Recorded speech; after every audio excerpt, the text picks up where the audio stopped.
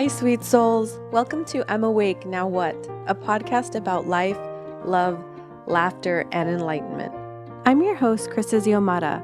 Rack up some good karma by leaving a 5-star rating and write a review if you're enjoying this podcast, and tell your friends about it. This week I sit down with Stephan.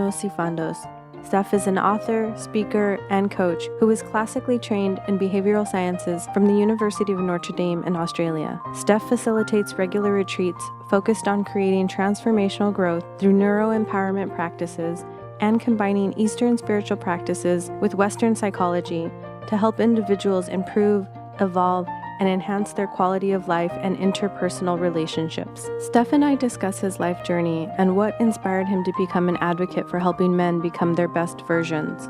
Steph encourages everyone listening to tell the truth to themselves and to others. Steph shares key components every man must have to cultivate integrity, strength, courage, compassion, and loving space for themselves and the people around them. Hi, Stephanos. Welcome to the podcast. Hey, it's great to be here. Thank you for having me. My first question for every guest that I have is to calibrate with the audience, a quick introduction of who you are and what you do and all things Stephanos. So who I am, I'm a human being on the face of this earth. I'm a partner, I'm a friend, I'm a brother, I'm a mentor, I'm a leader, I'm a guide. I facilitate men's workshops. I do one-on-one coaching and mentoring and guiding with all individuals from all walks of life. I work with leaders and CEOs and corporate individuals. I speak from stage. I run retreats up in the mountains in altitude where we deep dive in an immersive way into the soul. And people usually come to that because they're looking for something more from life. And so I provide tools and techniques in how to extract their purpose, how to gain greater clarity, how to develop more resilient mindsets, how to cultivate deeper relationships. I really play in the realm of intimacy and relationships. That includes sexuality, that includes romantic relationships, that includes familial bonds and platonic relationships, and really enhancing our relationship to ideas, purpose, to things, to people, to ourselves. And I do that in a number of different modalities. I have online programs. I have online masterminds with live webinars that I take people through as well, specifically men. I run one-day events, 3-day events, and as I said, immersive experiences. The last one I did, this year's been a bit busy, but the last one I did was in the New Zealand Alps last year. That was epic. That was really beautiful. That's how I present in the world per se. Perfect and beautiful. So thank you for that. Of course. The intention of this podcast is to bring people into their own awareness, right, and their own spiritual journey and their own personal development, which I know you do a lot of. So the second question I always ask everybody, just to also understand what your life path has been, but like, do you have a current spiritual leaning or religious ideology that you practice on a regular basis? Oh, great. A beautiful question, yeah. So I was baptized, also I was raised Greek Orthodox. I don't really follow traditional orthodoxy per se. In terms of a pragmatic application in my life, I still resonate with it. It's a beautiful religious practice. I find great peace in being in an Orthodox church and listening to the hymns and the ancient Greek that's spoken. That's really beautiful. If anything, I'm practicing more Advaita Vedanta, which is a non-dual Vedanta, and that's something I'm going into. That's a process. That's very interesting unraveling that's occurring in that, because it's very profound and very there's a lot in there, and so I digest that on a daily basis and continue to expose myself to that. So that's the practice I'm currently engaged in. Yeah, I love that. I've read the Bhagavad Gita myself, and it's really beautiful. And when I started my spiritual journey, I started in a yogic ashram, which led me to, Hinduism and the Gita. And it's just so beautiful. And there's just so many like pearls of wisdom of how to live your life in that. And I really loved it. Loved learning that piece of Hinduism. Thank you for that answer. So you specialize in being a relationship advocate and also helping men, like you mentioned earlier. So I was wondering if we could kind of open by touching on, what specifically in partnerships and focusing on the sacredness of partnerships and relationships, like how did that become your specialty? For me, it was because because I found so much emptiness in my relationships because of the way I was showing up. I was unfaithful in my relationships. I was dishonest in my relationships. I wasn't really connected and present in my relationships. Mm-hmm. And I found it was causing me a great deal of grief and causing other people a great deal of pain and grief. I was ignoring what my truth was and what I wanted to be in the world and what I wanted in relationship or what I didn't want. I just didn't really know because I didn't give it enough thought and clarity. And then I thought to myself, wow, something really needs to shift and change here. And there's so much power and possibility in relationship. And I love the idea of that, but I was never being that. I was never embodying that. Mm-hmm. And so after some pain and trauma around being in a relationship where I was unfaithful and she discovered that, it set me in a spin because I came face to face with witnessing the immense pain in her because of my actions. And I just didn't want to be that person anymore. And so this was a number of years ago. And so I just went on a journey of self-discovery Mm-hmm. and just beginning to really speak my truth to myself. I was celibate for a while. I practiced that purposefully. I practiced just being in my own masculine container. There are a number of different elements of being that I practiced. And just I began to discover more about what my needs were and what I wanted to bring to a relationship and how I wanted to show up. And I wanted to show up in integrity and honesty and authenticity and being really congruent. And I believe people deserve that. And I started understanding the value of doing so and just applying simple techniques and simple postures of presence and attention and awareness and honesty in a relationship and what it can do. And the persistence factor around that as well, being persistent and being patient in that practice, because what I found was that I would do that, but then I wouldn't be patient because I would find that I'd be being triggered, because relationships do that beautifully. They're beautiful mirrors and insights. They shine the light on the dark places within us that we can't see. And so the moment that happened, I would revert back to primal or rather conditioned behavior and childhood trauma or pain that I was coming just to protect myself. And so what I started practicing very consciously was not coming from that conditioning and literally rewiring my brain and literally rewiring and restructuring my behavior patterns, my emotional and relational patterns around how I related to other people and myself. And that was a very important part for me. Mm-hmm. And that inspires me. And so I saw and witnessed what that did for me. And I was working in the space of health and wellness and psychology and behavioral science anyway, but I wasn't integrated and I wasn't embodied and I wasn't authentic. Mm-hmm. And as I went on my own personal journey, it began to define what I really wanted to do with clarity. As I cleared the clutter of my past and started exploring my shadow at great depth, what happened was I got really clear on what I wanted to be in the world and how I wanted to serve. I love all of that. Thank you for your honesty and the detailing of like where your journey went. I think it's really brave to face yourself in those moments, because I think not just men, but women and all human beings, it's really hard for us to sort of say like, I might not like this thing I'm doing. It feels not good, but I'm going to continue doing it. I'm going to, to pivot away from behavior that could be potentially destructive or getting in the way of connection. I think that takes a lot of internal strength. And it sounds like you had that in that journey. That's really beautiful. I guess I have a follow-up question too. Do you have any insight on the psychological differences from somebody who says, I've had enough, I'm going to go in this other way? Do you know why you would have made that decision and somebody else might not have? Yeah, so, there's a number of variables that influence that. Mm-hmm. Essentially, as human beings, we learn by contrast. Mm-hmm. And we understand our reality, our physical 3D reality through contrast. And so we seem to be, the collective consciousness seems to be a stage of evolution where, unfortunately or fortunately, depends which way you look at it, I think it's a combination of both. Unfortunately temporal and fortunately long term, it makes its benefit to us, is that we need to experience immense pain or hit rock bottom and be dragged across the jagged rocks before we actually make change. Yeah. Because the psyche and the ego And it's a protective defense mechanism. It's a survival mechanism. The psyche and the ego are so entrenched in the familiar. And so as we progress through life and we progress through the different stages of awareness as we're growing up, so the delta, theta, alpha, beta, etc., we move into this beta state where it becomes our prominent state of being. Mm-hmm. What's been established in those unconscious states generally become our pattern and belief systems that shape our reality as adults. The majority of that anyway. And so that becomes entrenched in our patterns of behaving and our patterns of relating.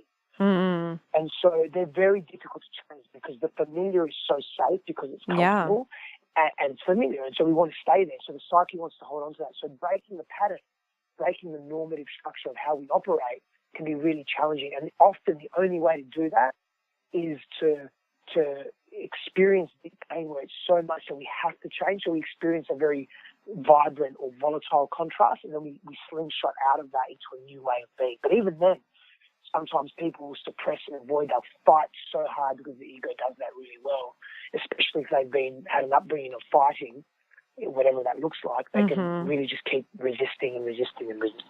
Yeah, I really empathize with what you talked about in the beginning with the contrast, because I think I definitely grew up in a black and white mentality, and as I've grown up and as my own personal journey has unfolded, allowing some of the grayness to come in. And I think you're so spot on about the human experience is such that sometimes we really do only learn from contrast. But what I found in my own experience, that contrast creates overcorrection. So then you overcorrect in the wrong area. Yep. You go to the other Yep. side. And then in trying to break that pattern that you're talking about and moving through the pain, because you've experienced all this deep pain and you're like, how do I get out of this and move beyond this? That overcorrection happens. And so that's a great explanation. So thank you so much for going into that. I think that really clears up my follow-up question. Thank you. Yeah. The next question I had was, so you have your website, and that, I went through it after we touched base and kind of read through everything you were about. And one of the things that you were also passionate about was helping men create conscious, healthy relationships throughout all of their relationships, not just romantic relationships. So how do you help men cultivate conscious relationships? Like, what does that look like when you're working with somebody? Yeah, it's a great question. It really depends on the individuals, but essentially I want to bring men back into their bodies. Yeah. So we want to get in the body because we've been out of the body. Mm-hmm. But then we don't want to necessarily remain in the body as well. Maybe that's a more esoteric or advanced principle, but what I really want to start with men is get them in their body, get them feeling again, literally get them feeling again, and just start telling the truth, just with themselves and amongst brothers that they can trust, men that they can trust, and that they're in a safe container, in a safe place, to start speaking the truth. Hey, this is what I mean. This is some of the actions I've taken that I'm not proud of. This is what I'm really joyful about and lights me up. This is where I want to go. This is where I'm not showing up in my life. This is where I want to love more and be more involved in. This is where I'm not showing up authentically, and this is where I'm not telling the truth, and I really want to start telling the truth, and I don't know how. These are my fears. These are my joys. This is what I'm most proud of. This is what I'm most disappointed by. Just get men to start telling the truth. So many men don't have a relationship with expressing truth. Mm-hmm. Such a painful thing to witness. And I was that man as well. I did everything to ignore and just tell the lies. And men are good at telling lies. It's not just men. We all are. Yeah. Men telling the truth and getting back in the body, moving the body again, feeling, literally being able to express emotions and label them. That's a great starting point with men. Yeah. Where do you suppose, as a global culture, where do you think this struggle with telling the truth comes from? Because I will also preface that what broke my spirit to awaken was I was living a life of dishonesty from omission. Like, I wasn't overtly lying, but I was not being truthful about my own experience. I wasn't being truthful about what I needed. I wasn't being truthful about what I was thinking. And all of those internal lies, or sort of like, what's the word I'm looking for? But those, like, hits against my own integrity, started to degrade me as a person. And I was like, I have to speak my truth at some point. And people say that all the time. And maybe people don't really know what that actually means. But what is your like general assessment for why is it so hard for us to face the truth and to speak it? The core reason for that is because we don't want, this is an evolutionary thing, we don't want to go against the status quo.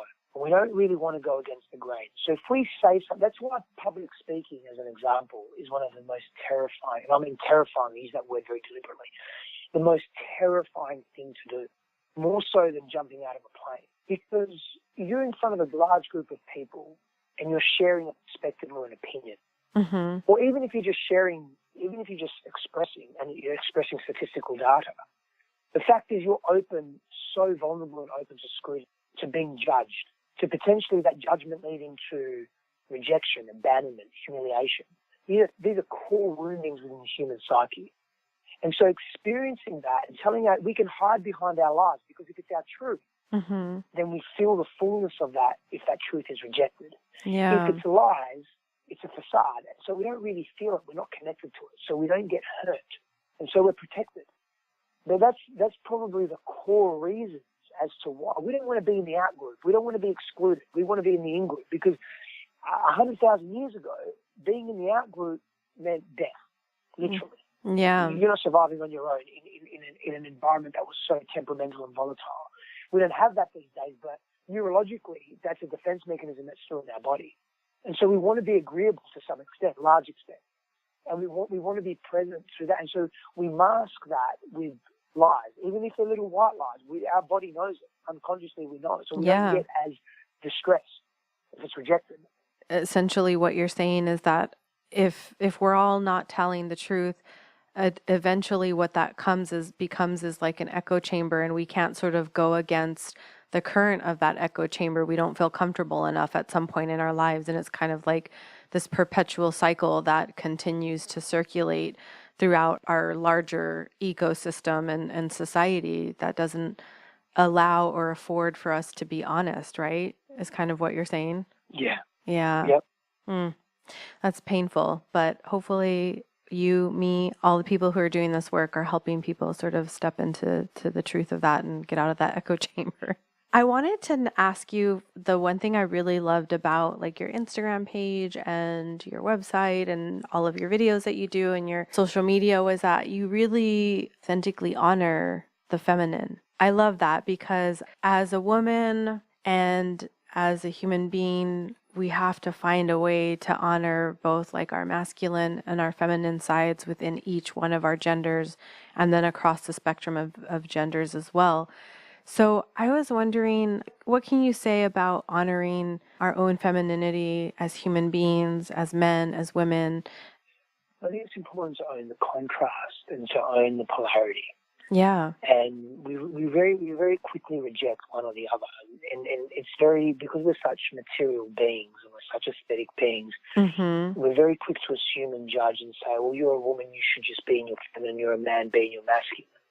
And whilst there's truth to that, and we definitely need to be in our healthy masculine, healthy feminine, we can embody both.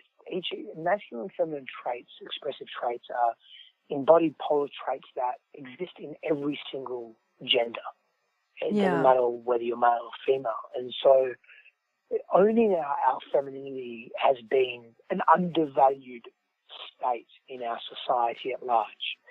And really what it's done as a byproduct of rejecting feminine qualities and feminine expressive states and rejecting the divinity of femininity, as there is divinity in masculinity as well. And I don't want to get, not that I don't want to get too esoteric, but I want to just keep it more pragmatic, just for a moment. What happens is that when we neglect aspects of ourselves, it either comes up in the shadow. Every organism that carries sentience or carries life is striving for stasis. It's striving for balance and homeostasis. That's it. Humans are no different. And so when we're in extremes, if we're hyper-masculine or hyper-feminine, we're going to want to be corrected. And so one of the ways the psyche, the ego and so forth corrects itself is through the shadow stuff, which is an unhealthy way of correcting itself, but it's still an outlet for expression. And so if we deny this beautiful, healthy feminine, it will either show up in an unhealthy way or we become hypermasculine. And that's not healthy either because they're both extremes.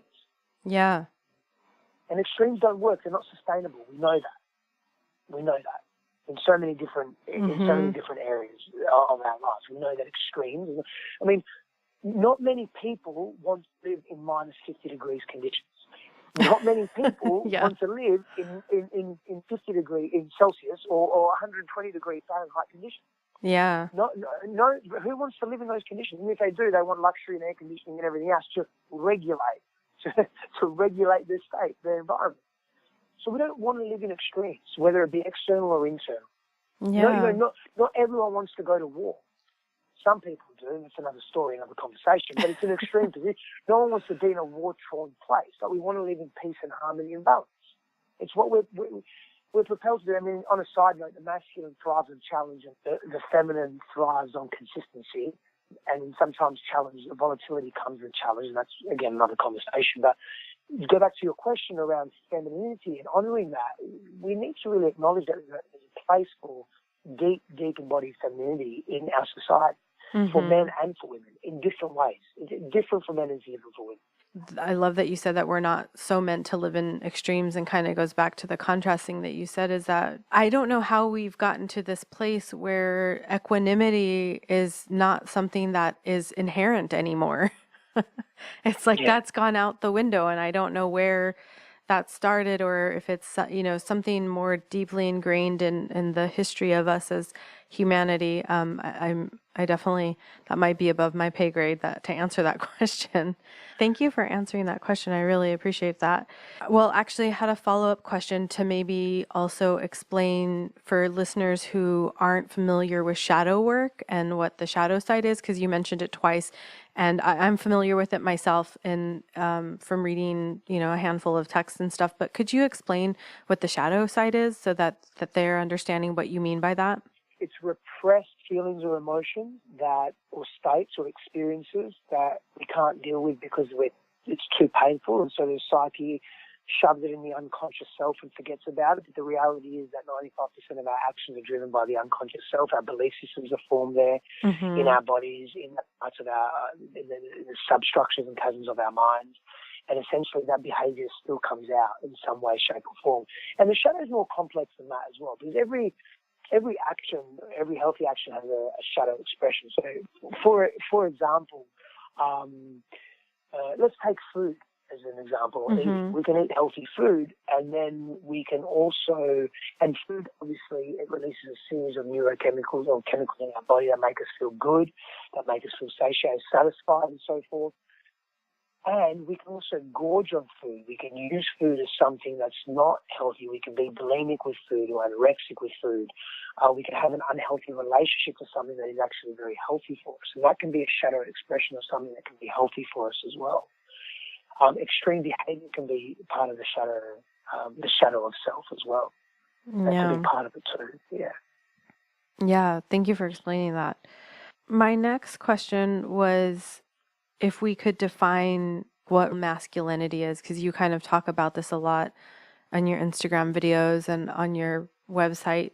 I see masculinity, and for me, honestly, if I have to be really honest, it's a construct and concept and embodiment that I'm consistently refining. And the second part to that is that I see masculinity in two ways. It's how we define masculinity for ourselves and what it means to be a good man, which I think is a very subjective term.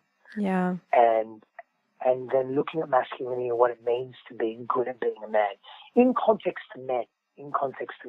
Then the other part of that is that we have masculine expression and we have feminine expression as well, which both of these attributes or expressions reside in every human being. And so what it means to be good at being a man is I follow a formula, so to speak, or a framework rather, of an author called Jack Donovan.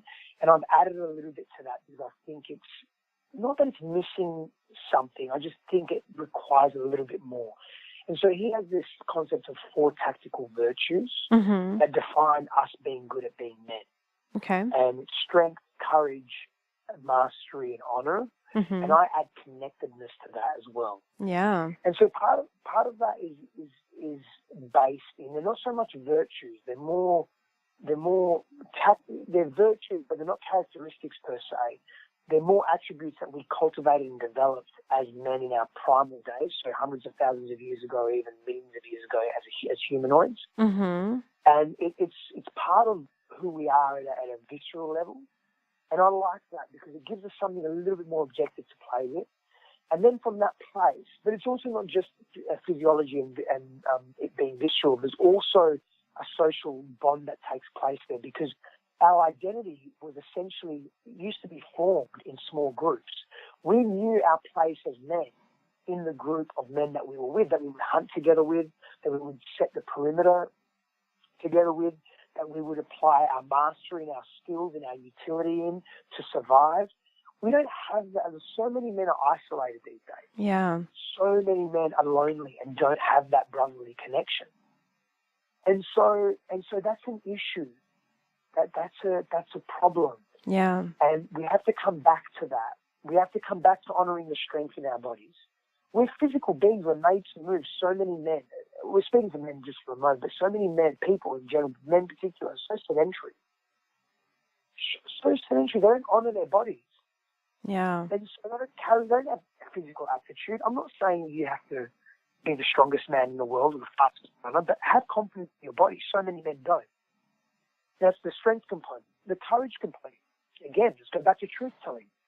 Just use truth in a modern day context. We don't have the courage to speak our truth. We hide behind our lies.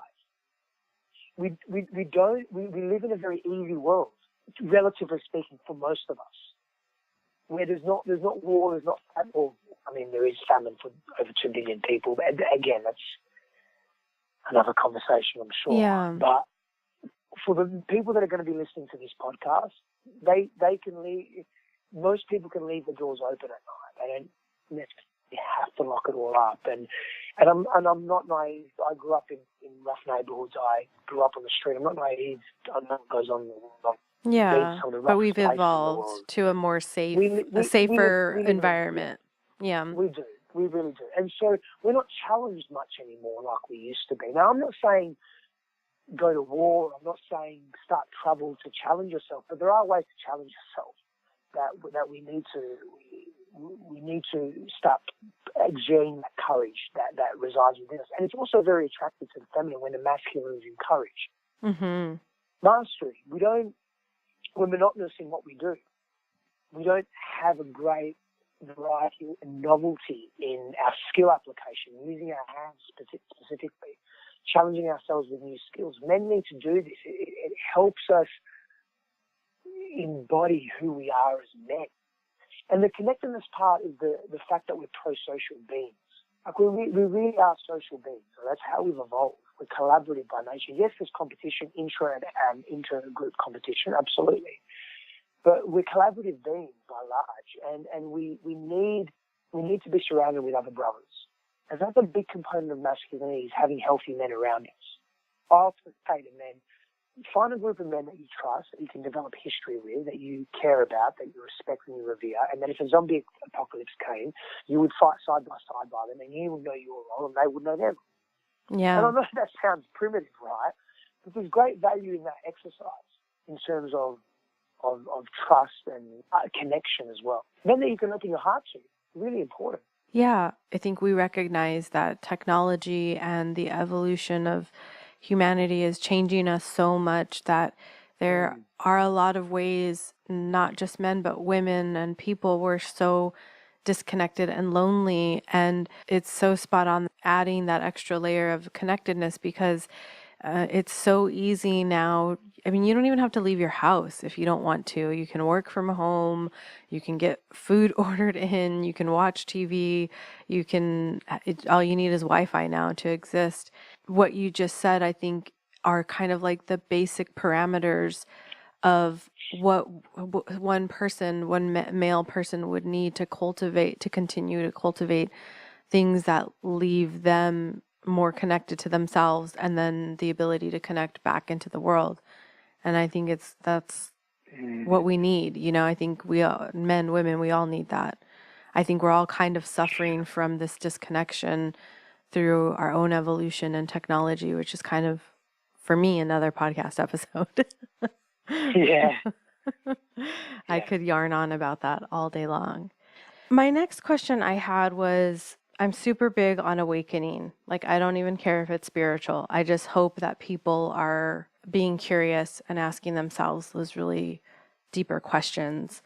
So when men or women come to you and are curious about waking up, and I'm doing air quotes here, as I know you've gone on your own journey and you've helped a lot of men go on their own journey, there is this sort of awakening that is happening within us as we move into a different direction. What advice do you have for somebody who's just starting to wake up spiritually, mentally, psychologically, emotionally? What advice do you have for them? I'll speak from my experience. When I was and I think it's interesting, I think we all move to a different, I feel I'm awakening often, actually. Yeah, it's an ongoing process. Yeah, for sure, like growth is, right? Yeah. But when I felt the more tremendous, it's like I'm making love, having sex for the first time. It's not that it was more impactful or better than any other time. It was very pronounced because it was the first time. In its own way, though, in its own way. And so when we're awakening and we do anything for the first time, it's very pronounced. And what I experienced in my own awakening, there were elements of me that became arrogant, and so spiritual arrogance. So I'm very wary around spiritual arrogance. Yeah. And that reflection for me really humbled me, and I dropped deeper into humility. Because, I was just like, oh, why are you being like this? You should be like this. Why are you being so angry? Spiritual people don't get angry. I was angry once. I'm not angry anymore. I'm like, fuck, I always get angry. Not always, but I regularly get angry. It's just how I process it now is different. And it's definitely less, and it's not as intense, and it's not as charged and all of that. And that's changed. But I was at an event last year, and I was with friends and some colleagues, and one of my colleagues had gone through his first awakening, and he was really arrogant around it, and it triggered me. It triggered me because that's how I was when I went through mine, and that's why it triggered me, and I became arrogant back with him, and I said some things that weren't nice to him, and I was very direct. I can tell you what I said. I basically said, and it's interesting when we first wake up spiritually, we think we know everything. I have such deep remorse in me for saying that. Honestly, I still feel bad about it today. And I apologize, and I said, man, I dropped in my ego and arrogance because you were triggering me. I went through all that, but I remember saying that, and I felt terrible. I mean, I felt terrible. I'm okay now, but we have this propensity sometimes to get into that arrogance, and so I would definitely advise people, be humble in your growth, because we're going to continue to grow as we evolve, and when we're in arrogance, we isolate ourselves. It's not healthy, so don't do it. I actually had that exact same experience too, and I didn't realize I was being super arrogant about it. Once I started waking up, I was just like, there's just so much clarity, that you just realize I have control and agency over my thoughts. I have the ability to change the way I interact with the world. And there's just so much, like, almost a sense of ease in being able to navigate life that you didn't have before. And so I used to get very frustrated with people because I just thought, God, it's just so easy once you get to this other place. And so I really empathize with that story because I definitely did that too. And I think it's a great point to make if you're starting out, and once you sort of start really sort of coming into yourself and into your truth and connection to God and everything that is, it's sometimes there can be these moments of arrogance, and I think that's a great point. Yeah. Okay, so I kind of wanted to talk next about more relationship stuff, and one of the things that you talk a lot about is unconscious patterning. So I was wondering if you could define that and then explain how that materializes in relationship. Yeah, many of us just come from deep childhood wounding, and we bring that wounding or those belief systems around what we experience as children into our adult lives. And so that really governs the way we give and receive love. It governs the way we react as opposed to respond. And so we get triggered very easily, and we come from that triggering implicitly, not knowing why or how we're behaving a particular way, and we think it's the norm. But it's not really our present selves showing up to the situation. It's more our past, our protective mechanisms. And so the unconscious patterning, unless it becomes conscious, it just drives our behavior.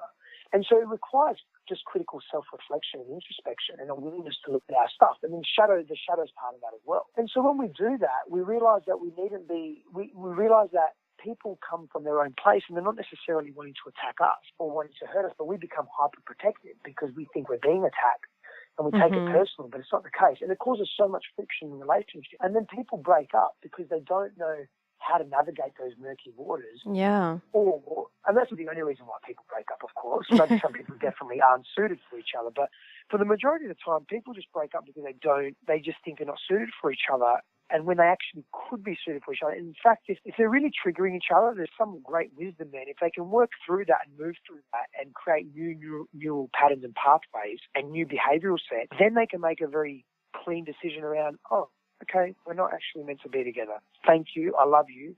Have a conscious uncoupling. Thank you for the wisdom and move on. Yeah. But when it gets to that place, they move on with animosity and anger, resentment. How does somebody even start to recognize that they're playing those patterns out in their relationship? Yeah, so firstly, you need to be willing to look at your life and take an inventory and be aware of what's transpiring. There's a couple of things that we can do. Yeah.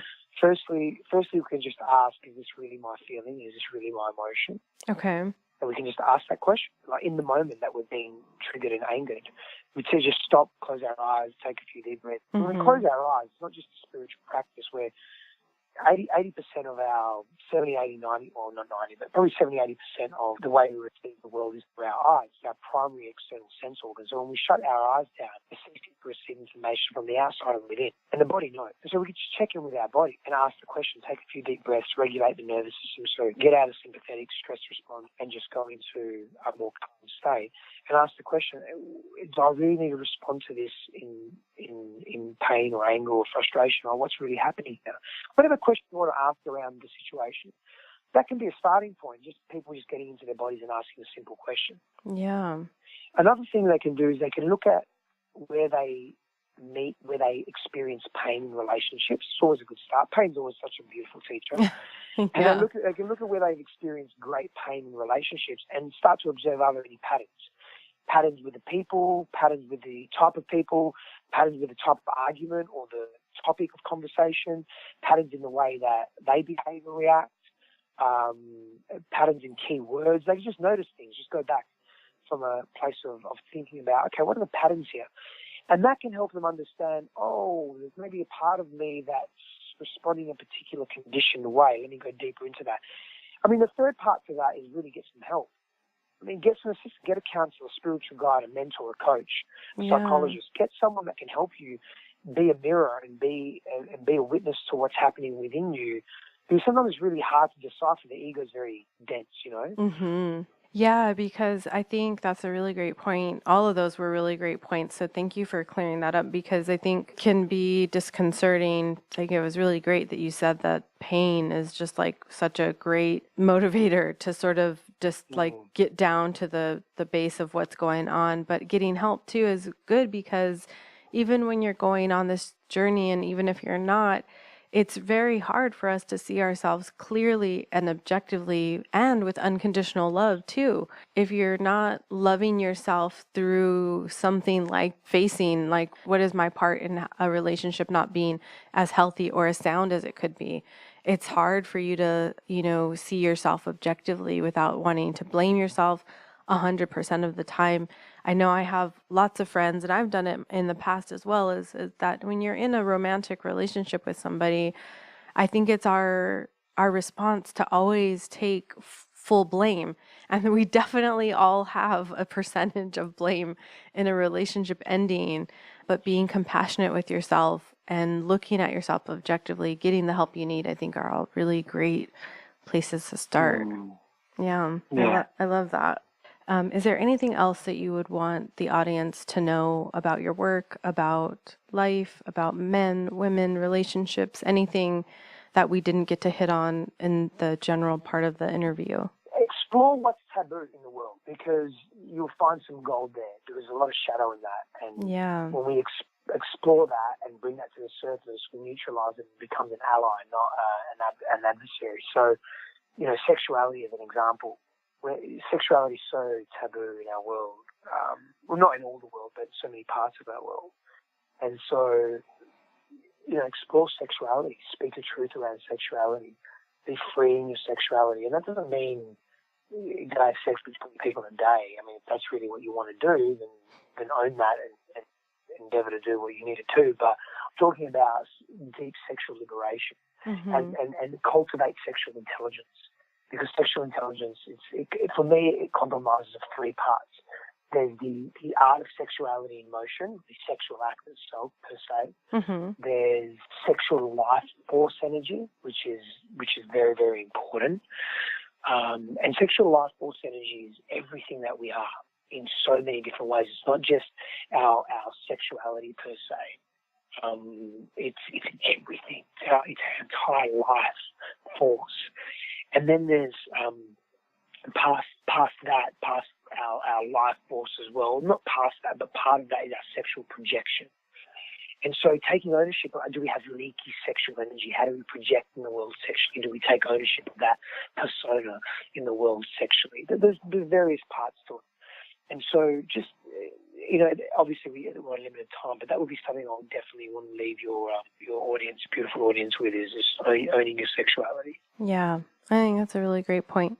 Where can everyone find you on social media? Yeah, Stephanos Stefandos on Instagram or Facebook, and any other social media outlet as well. Yeah, and stephanosstefanos.com. But yeah, very simple.